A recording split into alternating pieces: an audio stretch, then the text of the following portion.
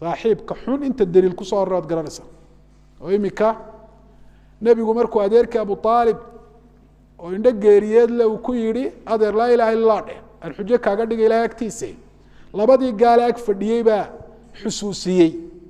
xujadii shaytaanka وما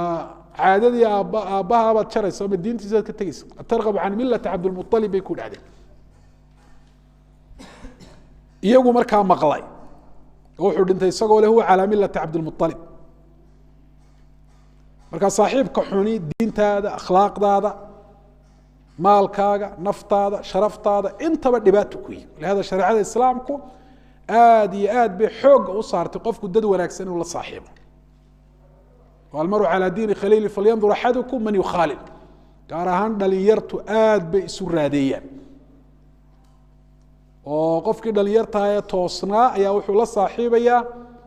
قارا وناكسنين سيدا وقر مية مالين با وحوقا أيان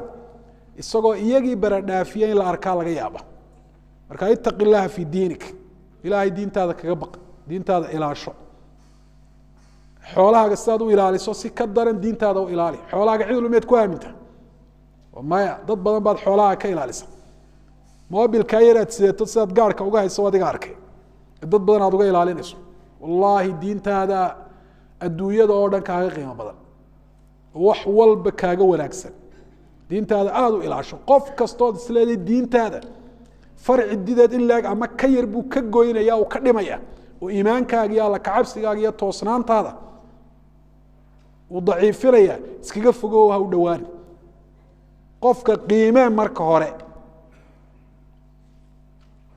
حتى وحياه قفك لو قيمين كره waxa kamid ayuu saaxiib leeyahay saa nabigu kaleey salaatu salaam yiri almaru ala diin khalil falyadhur ahadukum man yukhalil la tasal an almar'i wasal an qarinihi fa in alqarin bil muqarin yaqtadi qofka haba waraysan isaga horan war hebel ka warama siduuyi saaxiibaduna intaas ku filan